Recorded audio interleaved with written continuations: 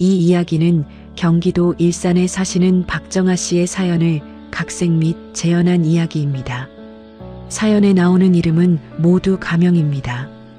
이야기 시작 전 구독과 좋아요 한번 눌러주세요. 정아 씨의 이야기를 끝까지 들어주세요. 그럼 지금 이야기 시작합니다. 그 여자가 제 머리채를 잡아당긴 건 오후 2시였습니다. 평범한 목요일이었어요. 빨래를 개다가 초인종 소리를 들었고 아무 생각 없이 문을 열었습니다. 낯선 여자가 서 있었습니다. 그리고 다음 순간 제 머리가 옆으로 꺾였습니다. 이 나이에 뭐 하는 짓이야? 그 소리가 귀를 뚫고 들어오는 순간 저는 이상하게도 아프지 않았습니다. 아프기 전에 다른 생각이 먼저 들었거든요. 아, 들켰구나. 그리고 그 다음에 든 생각이 있었습니다. 그래도 후회 없다. 그날 저는 제 인생에서 처음으로 아무것도 숨기지 않았습니다. 제 감정도, 제 선택도, 제가 행복하다는 것도 지금부터 그 이야기를 하려고 합니다. 욕하셔도 됩니다. 이해 못하셔도 됩니다. 근데 끝까지 들어주셨으면 합니다. 저는 63살입니다. 남편과 이혼한 지는 8해가 됐습니다. 사람들은 꼭 묻습니다. 혼자 사는 거 외롭지 않아요? 처음에는 그 질문이 좀 불편했어요. 마치 혼자 사는 게 불쌍한 것처럼 느껴져서. 그런데 시간이 지나다 보니 그냥 웃으면서 대답하게 됐습니다. 아니요. 괜찮아요. 그리고 그 말은 진심이었습니다. 주말이면 딸 현아가 손주 지호를 데리고 왔습니다. 지호는 4살이었는데 들어오자마자 할머니 하고 달려와서 무릎에 올라탔어요. 그 조그만 몸이 제 무릎 위에서 꼼지락거리는 걸 느끼면 그걸로 그 주가 다 채워졌습니다. 더 바랄 게 없었어요. 평일 낮에는 동네 친구들과 다녔습니다. 영자 언니, 명숙이, 술래. 우리 넷은 20년 넘은 사이입니다. 일주일에 2~3번은 꼭 만났어요. 시장도 같이 다니고 칼국수도 먹고 요즘은 카페에 앉아서 수다 떠는 걸 좋아했습니다. 커피값이 비싸다고 투덜거리면서도 결국 가게 됐어요. 우리가 다 그랬습니다. 저녁에 혼자 집에 들어오면 조용했습니다. 처음 이혼하고 나서는 그 조용함이 무거웠어요. 문을 닫고 나서 들리는 정막이 너무 커서 텔레비전을 켜두고 잤던 적도 있었습니다. 근데 8해가 지나다 보니 이 조용함에도 익숙해졌어요. 혼자 밥을 차리고 혼자 먹고 혼자 설거지하는 것도 나쁘지 않았습니다. 나름 온기가 있는 삶이었습니다. 이 정도면 잘 살고 있는 거지. 그날 전까지는 저는 그렇게 생각했습니다. 제 이혼 이야기를 잠깐 해야 할 것 같습니다. 남편 한경수, 저보다 2살 많았고 말이 없는 사람이었습니다. 나쁜 사람은 아니었어요. 술도 안 마셨고 바람을 피운 것도 아니었습니다. 그냥 우리는 서서히 남이 됐습니다. 결혼 초에는 그래도 대화가 있었어요. 아이 낳고 키우면서 바쁘게 살다 보면 사이가 멀어진다고들 하는데 우리는 아이가 크고 나서 더 가까워질 줄 알았습니다. 그런데 그게 아니더라고요. 현아가 독립하고 나서 집에 우리 둘만 남게 됐을 때 그제야 알았습니다. 우리 사이에 아이 말고는 아무것도 없었다는 걸. 밥상에 앉아도 말이 없었습니다. 텔레비전이 대신 말을 했어요. 자다가 발이 닿으면 나도 모르게 몸을 피했습니다. 그 사람도 그랬어요. 둘 다 어느 순간부터 그렇게 되어 있었습니다. 이혼 이야기를 꺼낸 건 제가 먼저였습니다. 남편이 놀란 것 같았어요. 그런데 오래 반대하지 않았습니다. 뭔가를 오래 붙잡을 만큼 감정이 남아있지 않았던 것 같았습니다. 우리 둘 다. 딸 현아는 한동안 저를 원망했습니다. 엄마가 먼저 꺼낸 거잖아. 엄마가 뭐가 부족했는데. 그 말에 저는 한참 대답을 못했습니다. 부족한 게 없어서 헤어진다는 게 말이 안 된다고 느낄 수도 있으니까. 근데 그게 맞았어요.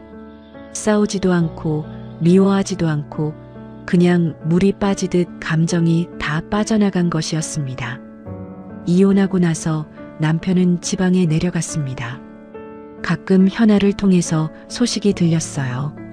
잘 산다고. 저도 잘 살았습니다. 우리는 서로에게 나쁜 사람이 아니었습니다.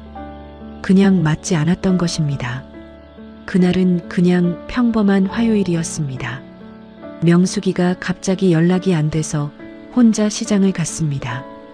콩나물 한 봉지, 두부, 그리고 사과. 사과는 사러 갈 때마다 어느 게 맛있는지 모르겠어서 결국 아무거나 집었다가 돌아와서 후회하는 게 반복이었는데 그날도 똑같이 사과 앞에서 고민하고 있었습니다. 뒤에서 누가 이름을 불렀습니다. 정아야? 저는 그 순간 잠깐 멈췄습니다. 이름, 오랜만이었습니다. 딸을 낳고 나서부터 저는 그냥 현아 엄마였습니다.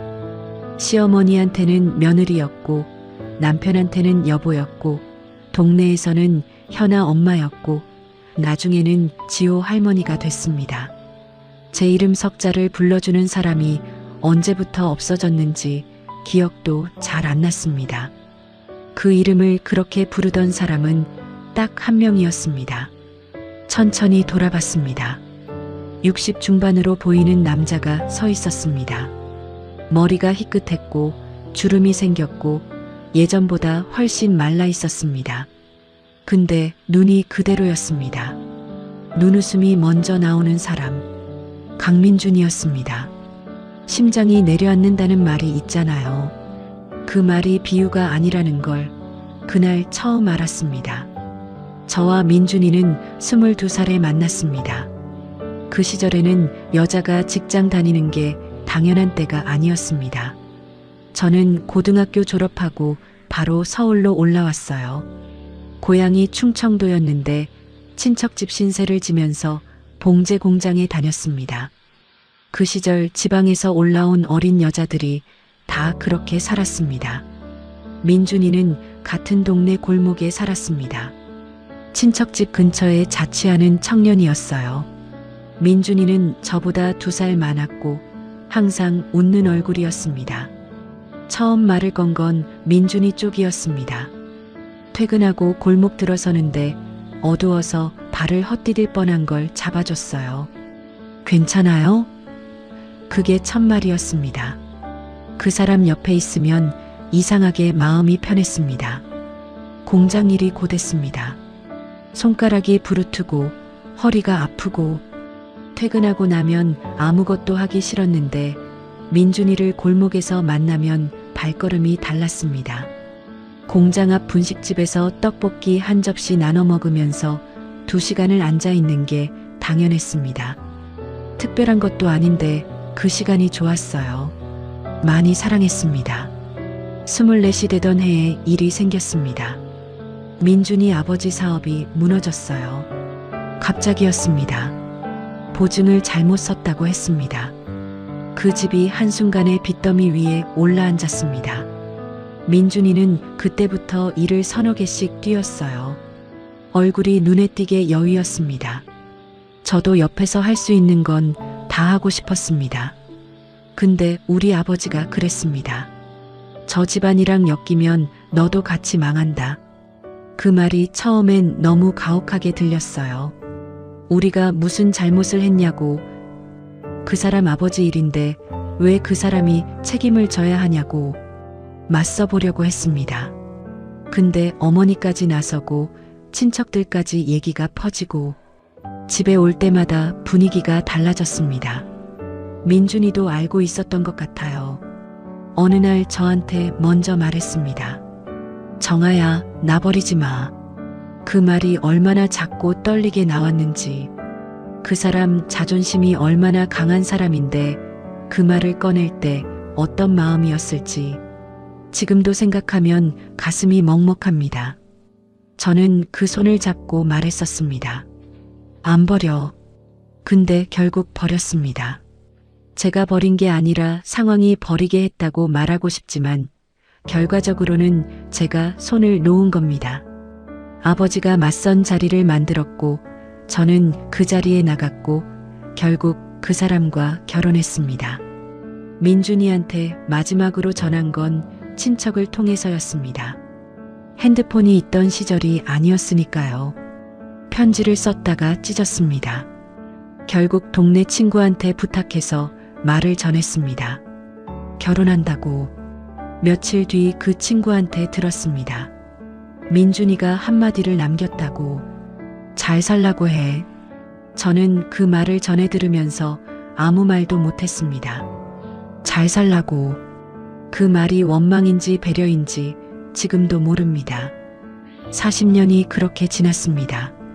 시장에서 다시 만난 날 우리는 그 자리에서 한동안 그냥 서 있었습니다. 어색했습니다. 당연하죠. 40해가 넘게 지난 사람들이었으니까. 민준이가 먼저 웃었습니다. 사과 사러 왔어? 제가 그제야 손에 사과를 들고 있다는 걸 알았습니다. 응. 잘 골랐어? 사과는 들어봐서 무거운 게 맛있어. 그 말이 왜인지 웃겼습니다. 40년 만에 만나서 하는 첫 번째 대화가 사과 고르는 법이라니. 차 한잔 할래? 저는 잠깐 망설였습니다. 그냥 안녕 하고 가도 됐습니다. 이게 자연스러운 거였습니다. 추억 속의 사람이 현실에 나타났을 때 반갑게 인사하고 헤어지는 게 맞는 거였습니다. 근데 저는 응이라고 했습니다. 시장 입구 쪽 작은 카페에 들어갔습니다. 아메리카노 2잔을 시켜놓고 마주 앉았습니다. 처음 몇 분은 그냥 서로 커피잔만 봤어요. 뭐라고 시작해야 할지 아무도 몰랐습니다. 민준이가 먼저 꺼냈습니다. 잘 살았어? 응. 너는? 나도. 그러고 또 잠깐 조용했습니다. 그러다 동시에 웃음이 나왔어요. 우리 둘 다. 왜 웃어? 제가 먼저 물었습니다. 40년 만에 만나서 하는 말이 잘 살았어. 너는 이러니까. 그 말에 저도 더 웃었습니다. 그렇게 대화가 시작됐습니다. 그날 이후 일주일이 지났습니다. 저는 민준이 생각을 안 하려고 했어요. 연락처를 교환하긴 했지만 먼저 연락하지 않으려고 했습니다. 지나간 사람이니까, 추억이니까 거기서 멈추는 게 맞다고 생각했습니다. 근데 민준이가 먼저 연락을 했습니다. 토요일 오전이었어요. 카톡이 왔습니다. 오늘 한강공원에 사람 많더라. 날씨 좋던데. 그 문자를 보면서 저는 한참 앉아 있었습니다. 이게 그냥 날씨 이야기인지 아니면 나오라는 말인지 그 경계 어딘가에 있는 문자였습니다. 저는 답장을 보냈습니다. 어떻게 알아? 거기 있어? 응. 나도 나가볼까 했는데. 그럼 나와. 그렇게 됐습니다. 한강공원 벤치에서 다시 만났습니다. 그 사람은 아이스크림을 2개 들고 와 있었어요. 제가 올 거라는 걸 알았던 것처럼. 어떻게 알고 2개 샀어? 몰랐어. 혼자 2개 먹으려고 했지. 또 웃었습니다. 아이스크림을 먹으면서 한강을 봤습니다. 사람들이 자전거도 타고 아이들이 뛰어놀고 저희는 그냥 앉아서 그걸 봤어요. 한참 있다가 민준이가 말했습니다. 나 아내랑 오래됐어. 저는 말없이 들었습니다. 이혼은 안 했는데 같이 산다고 해야 하나? 같이 있다고 해야 하나? 모르겠어. 오래전부터 저는 그 말이 어떤 말인지 알았습니다. 이유를 붙이려는 게 아니라 그냥 사실을 말하는 것이었습니다. 그 말에 무게를 더하거나 빼지 않고 저는 대신 물었습니다. 그래서 힘들어? 민준이가 한강을 보면서 말했습니다. 힘든 게 아니라 그냥 집에 있어도 혼자인 것 같아. 그 말이 어딘가에 가 박혔습니다. 저도 알았거든요. 그 느낌. 사람이 옆에 있는데 혼자인 것. 그게 어떤 건지. 우리는 그날 2시간을 앉아 있었습니다. 세 번째 만남은 비가 오는 날이었습니다. 약속을 잡은 게 아니었는데 민준이가 오전에 연락을 했어요. 동네 쪽 왔는데 비 맞겠다. 커피 한잔 할 수 있어? 저는 우산을 들고 나갔습니다.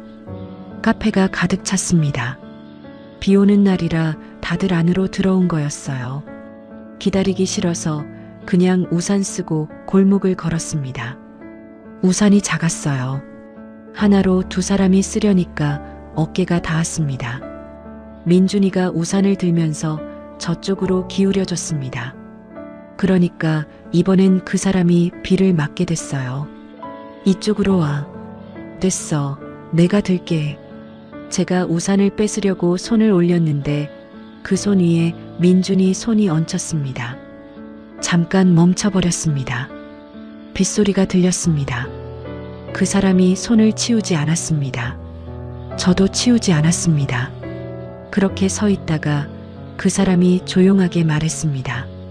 이번에는 놓치기 싫다. 빗소리 속에서 그 말이 선명하게 들렸습니다. 저는 그 말을 듣고 뭔가를 결정해야 한다는 걸 알았습니다. 지금 이 순간이 경계라는 걸. 여기서 손을 내리면 그냥 옛날 친구로 지낼 수 있고 손을 그대로 두면 다른 이야기가 시작된다는 걸. 저는 손을 내리지 않았습니다. 그 선택이 맞는지 틀린지 저는 그 순간 생각하지 않았습니다. 그냥 하고 싶었습니다.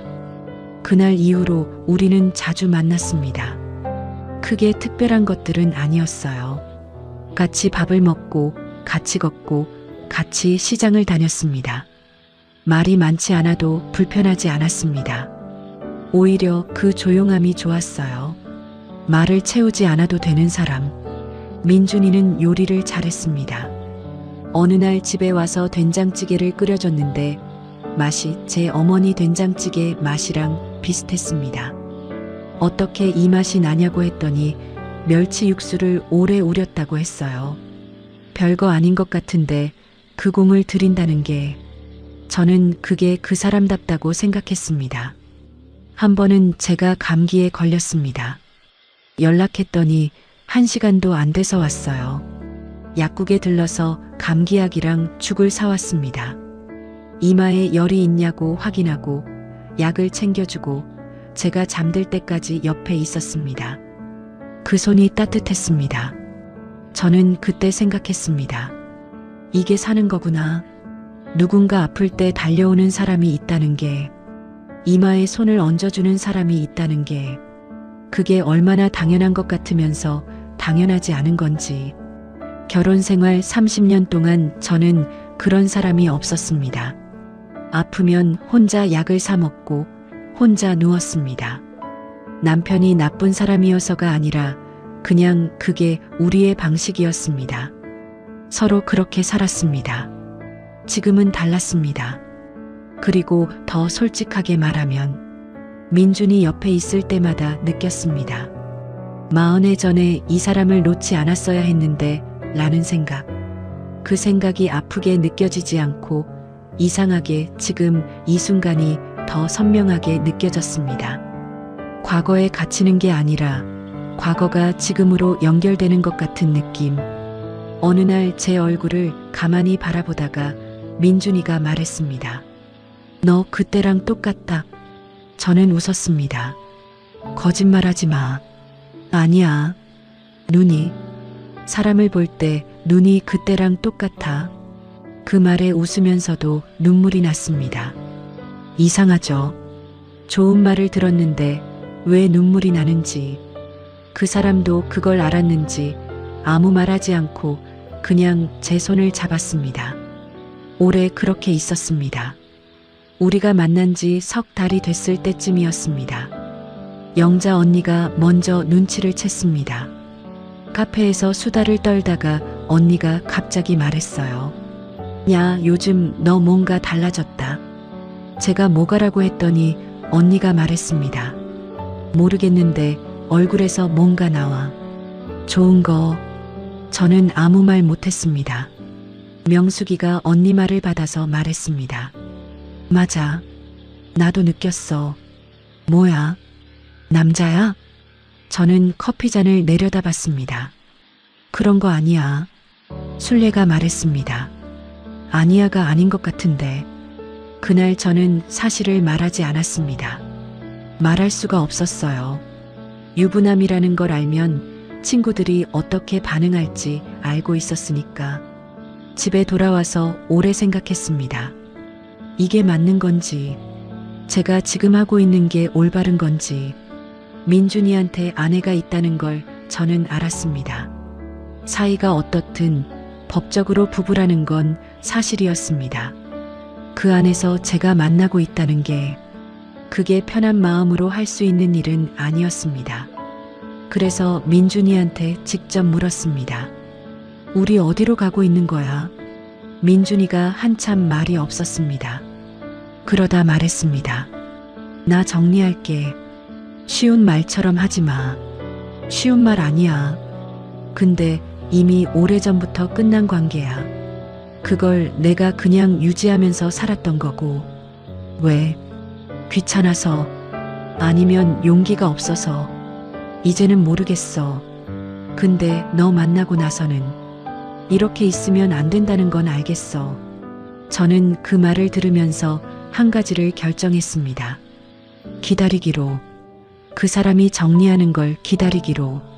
쉬운 결정이 아니었습니다. 제가 기다리는 동안 그 사람은 여전히 다른 집에 있는 것이었으니까 그게 편한 마음은 아니었습니다. 근데 이미 시작이 됐고 이미 마음이 가 있었습니다. 그렇게 석 달이 더 지났습니다. 그날 오전까지는 아무것도 달랐던 게 없었습니다. 빨래를 개고 있었어요.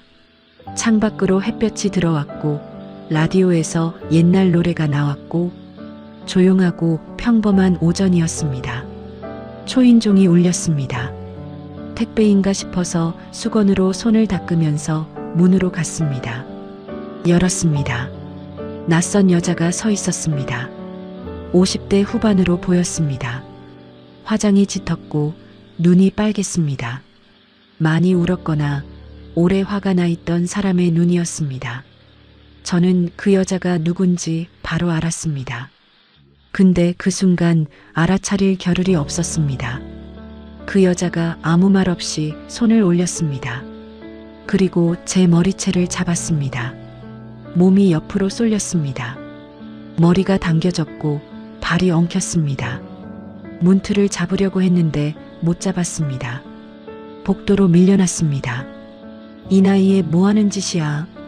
소리가 복도에 울렸습니다. 남의 남편 꼬셔서 좋냐? 이웃집 문이 열렸습니다. 401호 아주머니가 나왔다가 상황을 보고 다시 문을 닫았습니다. 그래도 기척이 느껴졌습니다. 문 뒤에서 들을 것이었습니다. 저는 처음에 아무것도 못했습니다. 막고 있었습니다. 당황해서 숨이 막혀서 뭔가 말을 해야 한다는 생각은 드는데 무슨 말을 해야 할지. 그 여자가 계속 말했습니다.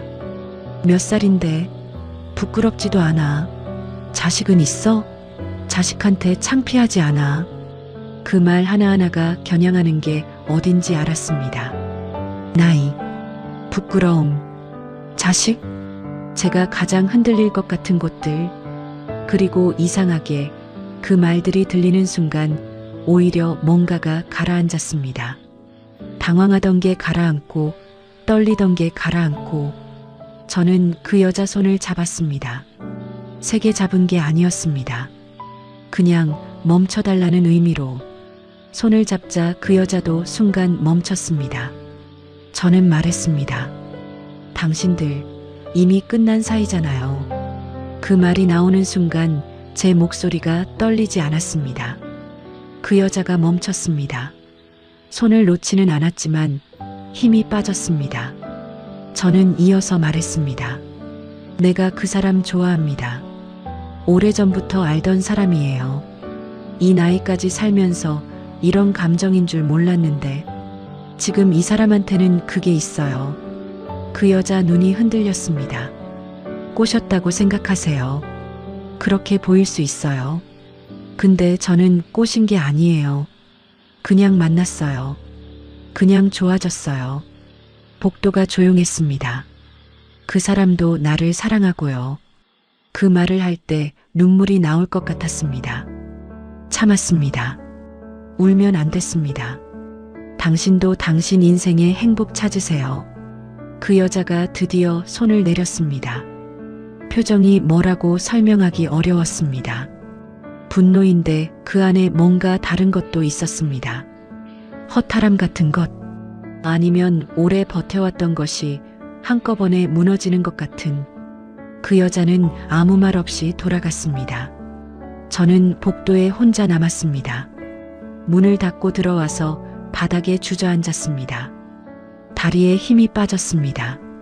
한참 그렇게 앉아 있었습니다. 그리고 울었습니다.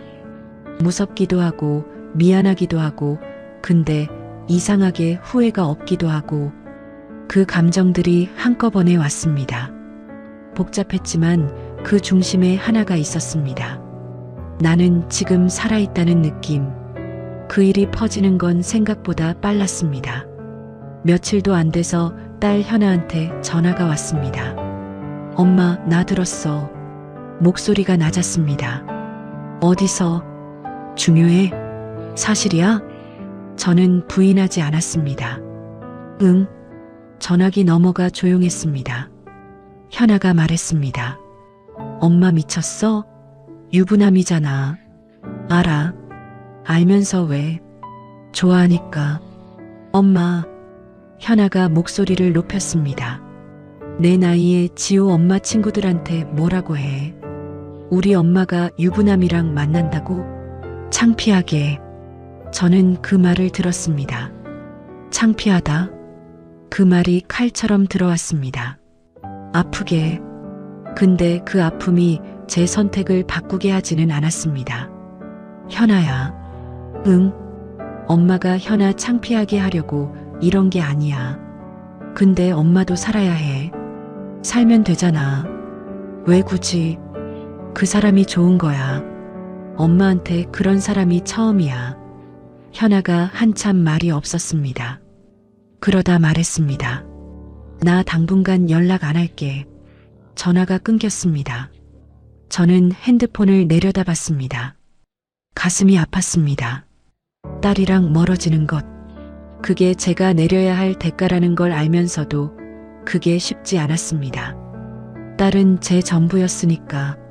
손자 지호는 제 기쁨이었으니까. 근데 이 선택을 내려놓을 수가 없었습니다. 이미 제 안에서 뭔가가 살아났고 그걸 다시 묻어버리는 걸 못하겠었습니다. 민준이가 그 일을 알게 됐습니다. 아내가 저한테 찾아온 것도, 제가 복도에서 한 말도 그 사람이 전부 들었다고 했습니다. 민준이가 왔을 때 저는 아무 말 않고 문을 열어줬습니다. 들어와서 소파에 앉았습니다. 한참 있다가 말했습니다. 미안해. 뭐가? 그쪽이 너한테 찾아간 것도, 내가 그 상황을 혼자 감당한 것도. 저는 옆에 앉았습니다. 정리할게. 이번에는 진짜로. 쉽지 않을 거야. 알아. 근데 이미 쉬운 선택이랑 맞는 선택이 달라진 지 오래됐어. 그냥 쉬운 쪽만 골라왔는데 이제는 맞는 쪽으로 가고 싶어. 저는 그 말이 뭔지 알았습니다. 무게 있는 말이었습니다. 가볍게 한 말이 아니라는 걸. 민준이는 그로부터 2달 후에 이혼을 했습니다. 쉽지 않았습니다. 상대가 합의를 거부했고 법적인 과정을 밟아야 했습니다. 그 과정에서 민준이가 가진 것들의 많은 부분이 정리됐습니다. 재산도 관계도. 저는 그 과정을 옆에서 지켜봤습니다. 흔들릴 때마다 저를 봤고 저는 그때마다 그 사람 옆에 있었습니다. 지금 우리는 같이 살고 있습니다. 크게 좋은 집은 아닙니다. 넉넉한 살림도 아닙니다. 그래도 괜찮습니다. 아침에 같이 밥을 먹습니다. 민준이가 밥을 할 때가 있고 제가 할 때가 있습니다. 밥상 앞에 앉아서 별말 없이 먹다가 이것저것 얘기도 합니다. 그 조용한 아침이 좋습니다. 이상하게 이 조용함은 예전 결혼 생활의 그 조용함과 다릅니다. 같이 있어서 조용한 것과 할 말이 없어서 조용한 것은 다른 겁니다. 장도 같이 봅니다. 민준이는 채소 쪽에서 뭘 고를지 오래 봅니다. 저는 생선 코너에서 그날 뭐가 좋은지 봅니다. 따로 돌다가 계산대 앞에서 만납니다. 그게 우리의 장 보는 방식이 됐습니다. 저녁에 같이 걷습니다. 동네 공원을 한 바퀴 돌고 옵니다. 많이 걷지는 않습니다. 민준이가 무릎이 좋지 않아서 천천히 걷습니다. 그 느린 걸음이 싫지 않습니다. 딸 현아는 반년 뒤에 다시 연락을 해왔습니다. 먼저 전화를 한 건 현아였습니다. 목소리가 조금 낮았습니다. 엄마, 밥 먹었어? 그 한마디였습니다. 저는 응 먹었어. 너는 이라고 했습니다. 그렇게 다시 시작됐습니다. 지호는 아직 어려서 상황을 모릅니다. 저한테 오면 할머니라고 안깁니다. 민준이한테도 익숙해졌습니다. 처음엔 낯을 가렸는데 지금은 먼저 달려옵니다. 할아버지라고 부르지는 않지만 옆에 앉아서 블록 싸는 걸 같이 합니다. 그 모습을 보면서 저는 생각합니다. 이게 사는 거구나. 사람들은 여전히 수군거립니다. 그 나이에 왜 저래? 라고. 창피하지 않냐고. 저는 웃습니다. 그리고 말합니다. 이 나이라서 하는 겁니다. 젊었을 때는 현실이 막았고 시선이 막았고 용기가 없었습니다. 지금은 잃을 것도 줄었고 남은 날도 보이고 그래서 오히려 할 수 있었습니다. 이 선택이 세상이 보기에 올바른 선택인지 저도 모릅니다. 틀린 사람과 결혼한 채로 살다 끝나는 것과 늦게라도 맞는 사람을 찾아가는 것. 어느 쪽이 더 맞는 건지. 마지막으로 한 가지만 여쭤볼게요. 저 잘못한 걸까요? 누군가의 남편이었던 사람을 사랑한 것. 그 과정에서 상처받은 사람이 있다는 것. 그건 사실입니다. 지금도 그 부분은 무겁습니다. 근데 저는 지금 생애 처음으로 아침에 눈 뜨는 게 기다려집니다. 정말 사랑하고 정말 행복한데 해서는 안 되는 선택을 한 걸까요? 아니면 늦었어도 맞는 선택을 한 걸까요? 댓글로 솔직하게 말씀해 주세요. 저도 아직 모릅니다. 이 이야기는 일산에 사는 지연 씨의 이야기를 각색 및 재구성하였습니다. 글에 나오는 이름은 모두 가명입니다. 이야기 시작 전 구독과 좋아요 한번 눌러주세요. 지연 씨의 이야기를 끝까지 들어주세요. 그럼 지금 이야기 시작합니다. 저는 제 형부의 아이를 낳았습니다. 아니요, 분류는 아니었어요. 치밀한 계획도 아니었습니다. 그저 비가 억수같이 쏟아지던 어느 날 밤의 끔찍한 사고였죠. 그날 이후 저는 제 인생을 걸고 입을 꿰맸습니다. 무덤까지 가져갈 비밀이라고 생각했어요. 하지만 유전자의 힘은 제 알량한 거짓말을 비웃듯 너무나 잔인했습니다. 제 아이는 지금 언니의 아이와 같은 아빠를 둔 형제로 자라고 있습니다. 그리고 저는 요새 밤마다 숨이 막혀 죽을 것만 같습니다. 아무도 모른다고 생각했던 이 지옥 같은 비밀을 어쩌면 모두가 알고 있는 것 같기 때문입니다. 이건 제 삶을 송두리째 삼켜버린 그날 밤의 이야기입니다. 저와 언니 지수는 일란성 쌍둥이입니다. 제 이름은 지연.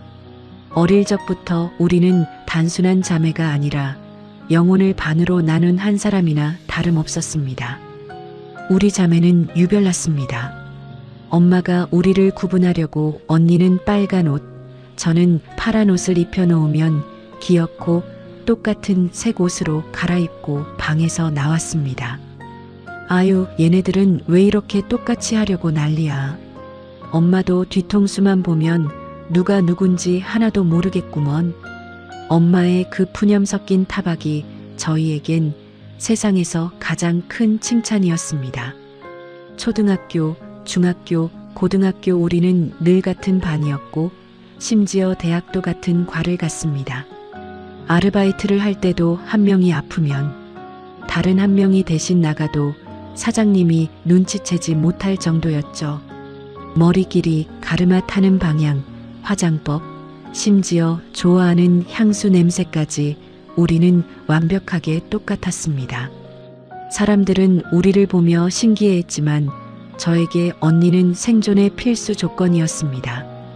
가끔 생각했습니다. 나는 언니가 없으면 숨을 쉴 수 있을까? 대답은 언제나 아니오였습니다. 우리는 둘이 모여야 비로소 온전한 1인분이 되는 사람들이었으니까요.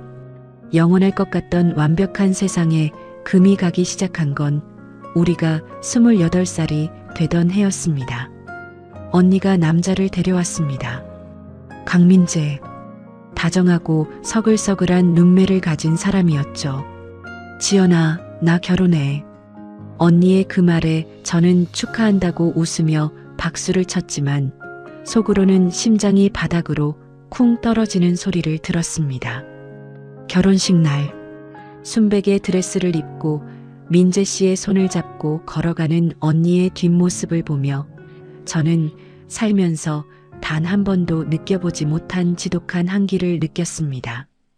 혼자가 된다는 것, 그것은 제 팔다리 하나가 뭉텅 썰려 나가는 것 같은 상실감이었습니다. 하지만 저는 억지로 웃었습니다. 우리 언니 데려가니까 눈물 쏙 빠지게 잘해줘요. 형부.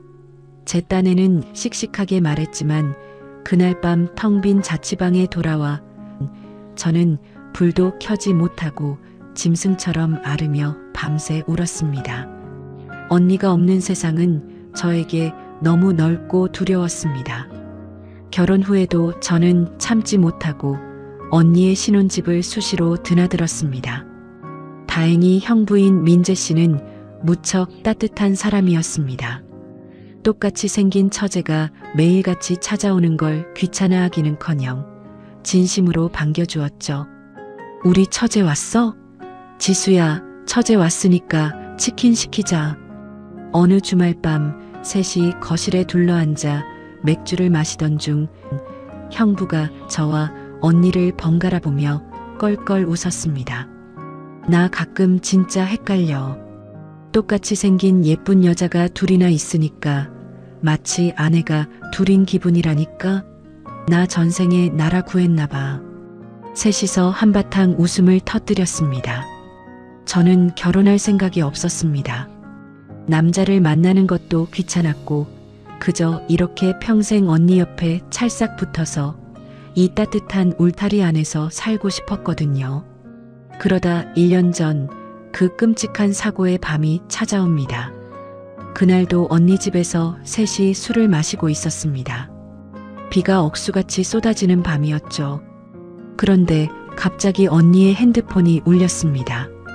언니가 다니던 의류회사 물류창고에 침수 문제가 생겨 급하게 가봐야 한다는 호출이었습니다. 민재 씨, 나 얼른 가봐야겠다. 지연아, 너 비 오니까 오늘 자고 가. 형부랑 마저 마시고 있어. 언니는 폭풍처럼 집을 빠져나갔습니다. 거실에는 저와 형부 단둘만 남게 되었습니다. 어색함을 지우려 우리는 계속 술잔을 부딪혔습니다. 비 오는 소리, 어두운 조명, 그리고 쉴 새 없이 들어가는 독한 술. 어느 순간부터 기억이 필름 끊기듯 듬성듬성 날아갔습니다. 시야가 핑핑 돌았고 저는 몸을 가누지 못한 채 소파에 쓰러졌습니다. 얼마의 시간이 지났을까요? 누군가 저를 번쩍 안아 올려 침실로 향했습니다. 익숙한 언니의 샴푸 냄새가 밴 침대. 그리고 저를 꽉 끌어안는 뜨거운 체온. 지수야, 우리 지수. 술에 잔뜩 취해 혀가 꼬인 형부의 목소리였습니다. 형부, 나 지연이에요. 언니 아니야. 저는 밀어내려 했습니다. 분명히 입 밖으로 소리를 냈다고 생각했습니다. 하지만 술에 취한 제 몸은 물먹은 솜처럼 말을 듣지 않았고 형부는 저를 언니로 완벽하게 착각한 채 거칠게 파고들었습니다. 비극적이게도 체격마저 살결마저 저와 언니는 똑같았으니까요. 비명도 저항도 그 모든 것이 빗소리에 묻혀버린 밤. 우리는 넘어선 안 될 선을 너무나 어이없고 허망하게 넘어버리고 말았습니다. 다음 날 아침 머리가 깨질 듯한 두통과 함께 눈을 떴습니다. 낯선 천장, 헝클어진 옷가지들, 그리고 옆에서 골아떨어진 형부. 어젯밤에 파편화된 기억이 해일처럼 밀려왔습니다. 심장이 입 밖으로 튀어나올 것 같았습니다. 숨이 쉬어지지 않았습니다. 미쳤어, 어떡해. 저는 덜덜 떨리는 손으로 황급히 옷을 챙겨 입었습니다. 그때 형부가 소리를 내며 눈을 떴습니다. 저는 숨을 헉 들이마시며 그 자리에 굳어버렸습니다. 형부는 멍한 눈으로 저를 보더니 눈을 비비며 말했습니다. 어구, 머리야 처제, 언제 일어났어? 나 어제 소파에서 술 마시다 그냥 뻗었나? 기억이 하나도 안 나네. 순간 쿵쾅거리던 제 심장이 차갑게 얼어붙었습니다. 기억을 못한다. 형부는 자신이 아내와 잠자리를 가졌다고조차 인지하지 못할 만큼 만취해서 필름이 끊긴 것이었습니다. 머릿속에서 엄청난 속도로 계산이 돌아갔습니다. 여기서 진실을 말하면 어떻게 될까? 언니의 가정이 파탄나고 형부는 쓰레기가 되고 나는 사랑하는 언니를 평생 잃게 된다. 내 절반을 잃을 수는 없다. 절대로. 결론은 단 하나였습니다. 네, 형부. 어제 둘 다 완전 취해서 뻗었잖아요. 저 먼저 갈게요. 저는 아무렇지 않은 척 태연하게 집을 빠져나왔습니다. 집으로 돌아와 뜨거운 물을 틀어놓고 샤워기 아래에서 소리 없이 오열했습니다. 내 피부에 남은 형부의 흔적을 피가 나도록 벅벅 문질러 지우며 맹세했습니다. 아무 일도 없었다. 나만 입을 다물면 이 비밀은 영원히 세상에 존재하지 않는 거다. 그 후로 저는 언니 집에 가는 횟수를 줄였습니다. 핑계를 대고 술자리는 무조건 피했죠. 다행히 언니도 형부도 제 미세한 변화를 눈치채지 못한 듯 했습니다. 그렇게 모든 것이 다시 제자리로 돌아가는 줄 알았습니다. 2달 뒤 언니가 기쁨에 찬 얼굴로 초음파 사진을 들고 왔습니다. 지연아, 나 임신했대. 6주 차래. 저는 제 일처럼 기뻐하며 언니를 끌어안고 방방 뛰었습니다. 드디어 조카가 생기다니. 내 조카. 너무나 행복했습니다. 하지만 그 행복은 그리 오래가지 않았습니다. 언니의 임신 소식을 들은 날 밤 문득 달력을 보던 제 손이 멈칫했습니다. 스트레스 때문이라고 생각했던 생리불순. 벌써 2달째 소식이 없었습니다. 설마 아니겠지. 아닐 거야. 하지만 직감은 항상 가장 끔찍한 방향으로 적중합니다. 새벽에 편의점에서 사온 임신 테스트기 위로 선명하게 떠오른 2줄. 화장실 차가운 타일 바닥에 주저앉아 저는 미친 사람처럼 끄끄거리며 울음을 삼켰습니다. 언니의 아이와 똑같은 주수의 아이가 제 뱃속에 자리 잡은 것입니다. 세상이 무너지는 것 같았습니다. 당장 병원에 가서 지워버려야 한다고 수백 번 다짐했습니다. 하지만 초음파에서 콩닥콩닥 뛰는 심장 소리를 듣는 순간 제 안에 무언가가 와르르 무너져 내렸습니다.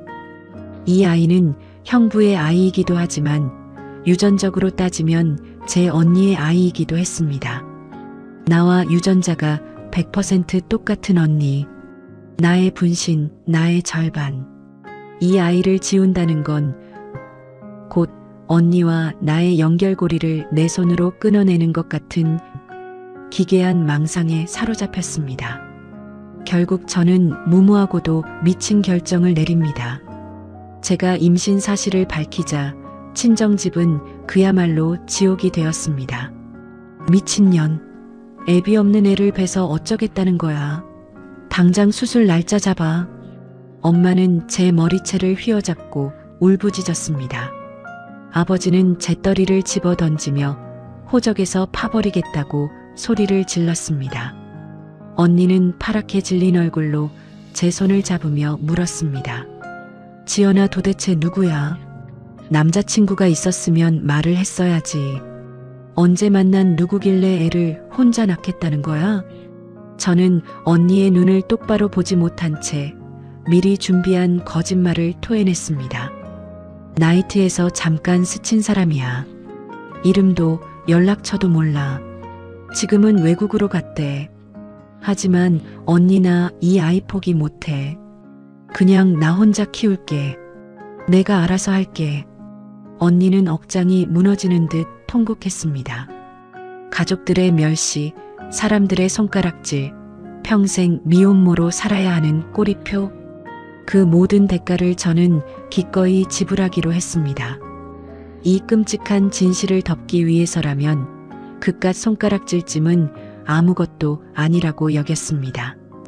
시간이 흘러 언니는 아들 하늘이를 낳았고 저는 3주 뒤 아들 바다를 낳았습니다. 모든 것이 기적 같았습니다. 가족들은 처음엔 저를 투명 인간 취급했지만 막상 핏덩이 같은 바다가 태어나자 언제 그랬냐는 듯 아이를 품어주었습니다. 언니와 형부 역시 바다를 하늘이와 똑같이 사랑으로 돌봐주었습니다. 우리는 전처럼 평온을 되찾았습니다. 언니네 집 거실에는 하늘이와 바다가 쓸 장난감이 2개씩 놓여 있었고 형부는 퇴근길에 항상 두 아이의 간식을 똑같이 사서 들어왔습니다. 아이들은 무럭무럭 자랐습니다. 같이 먹고 같이 자고 같이 뒤엉켜 놀았습니다. 그런데 아이들이 커갈수록 제 등줄기에는 식은땀이 흐르기 시작했습니다. 하늘이와 바다, 이 두 아이가 너무 심하게 닮아가고 있었던 겁니다. 이종 사촌 간에 닮을 수는 있습니다. 하지만 이건 그 정도가 아니었습니다. 똑같은 쌍꺼풀, 웃을 때 쏙 들어가는 왼쪽 보조개, 심지어 걸음걸이와 잘 때 웅크리는 자세마저 복붙을 해놓은 것처럼 똑같았습니다. 유전자는 거짓말을 하지 않습니다. 형부가 같고 엄마들이 일란성 쌍둥이니 두 아이는 사실상 생물학적으로 완벽한 친형제나 다름없었으니까요. 동네 사람들은 두 아이를 볼 때마다 웃으며 말했습니다. 아유, 어쩜 이모랑 엄마가 쌍둥이라 그런지 애들도 영락없는 쌍둥이네. 누가 보면 아빠도 같은 줄 알겠어. 그 가벼운 농담이 제게는 사형 선고처럼 들렸습니다. 그때마다 저는 숨을 죽였고 형부는 멋쩍게 웃으며 아이들의 머리를 쓰다듬었습니다. 저는 끊임없이 제 자신을 세뇌했습니다. 괜찮아. 의심할 리 없어. 내가 말하지 않으면 이건 영원한 비밀이야.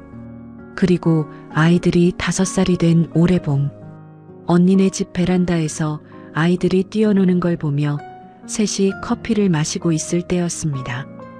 햇살을 받아 환하게 웃으며 뛰어오는 하늘이와 바다. 두 아이가 똑같은 옷을 입고 나란히 서서 아빠, 이모 하고 부르는 순간 커피잔을 들고 있던 언니의 손이 허공에서 툭 멈췄습니다.